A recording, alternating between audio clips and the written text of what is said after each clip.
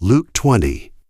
One day as he was teaching the people in the temple courts and preaching the gospel, the chief priests and the teachers of the law, together with the elders, came up to him. "Tell us by what authority you are doing these things." They said, "Who gave you this authority?" He replied, "I will also ask you a question. Tell me, John's baptism, was it from heaven or from men?" They discussed it among themselves and said, "If we say, 'From heaven,' he will ask, 'Why didn't you believe him?' But if we say, 'From men,' all the people will stone us, because they are persuaded that John was a prophet." So they answered, "We don't know where it was from." Jesus said, "Neither will I tell you by what authority I am doing these things." He went on to tell the people this parable. A man planted a vineyard, rented it to some farmers, and went away for a long time. At harvest time, he sent a servant to the tenants, so they would give him some of the fruit of the vineyard. But the tenants beat him and sent him away empty-handed.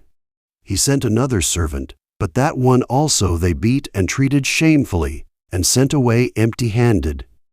He sent still a third, and they wounded him and threw him out. Then the owner of the vineyard said, "What shall I do? I will send my son, whom I love. Perhaps they will respect him." But when the tenants saw him, they talked the matter over. "This is the heir," they said. "Let's kill him, and the inheritance will be ours." So they threw him out of the vineyard and killed him. What then will the owner of the vineyard do to them? He will come and kill those tenants and give the vineyard to others. When the people heard this, they said, "May this never be." 17. Jesus looked directly at them and asked, "Then what is the meaning of that which is written?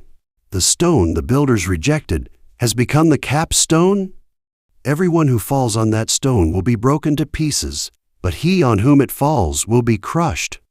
The teachers of the law and the chief priests looked for a way to arrest him immediately, because they knew he had spoken this parable against them.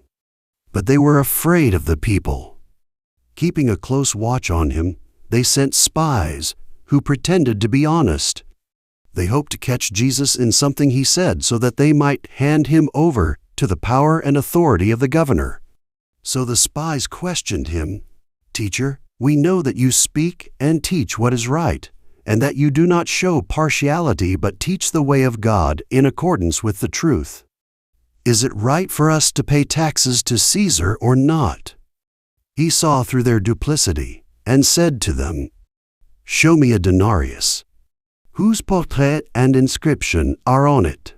"Caesar's," they replied. He said to them, "Then give to Caesar what is Caesar's, and to God what is God's."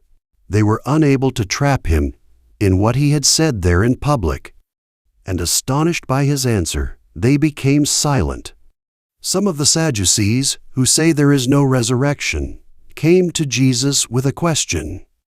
"Teacher," they said, "Moses wrote for us that if a man's brother dies and leaves a wife but no children, the man must marry the widow and have children for his brother. Now there were 7 brothers. The first one married a woman and died childless. The second, and then the third married her, and in the same way the 7 died, leaving no children. Finally, the woman died too.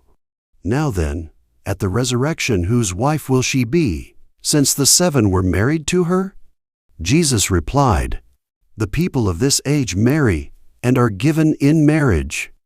But those who are considered worthy of taking part in that age and in the resurrection from the dead will neither marry nor be given in marriage. And they can no longer die, for they are like the angels. They are God's children, since they are children of the resurrection. But in the account of the bush, even Moses showed that the dead rise, for he calls the Lord God of Abraham, and the God of Isaac, and the God of Jacob. He is not the God of the dead, but of the living, for to him all are alive." Some of the teachers of the law responded, "Well said, teacher," and no one dared to ask him any more questions. Then Jesus said to them, "How is it that they say the Christ is the son of David? David himself declares in the book of Psalms, 'The Lord said to my Lord, sit at my right hand, until I make your enemies a footstool for your feet.' David calls him Lord. How then can he be his son?" While all the people were listening, Jesus said to his disciples, "Beware of the teachers of the law. They like to walk around in flowing robes and love to be greeted in the marketplaces and have the most important seats in the synagogues and the places of honor at banquets. They devour widows' houses and for a show make lengthy prayers. Such men will be punished most severely.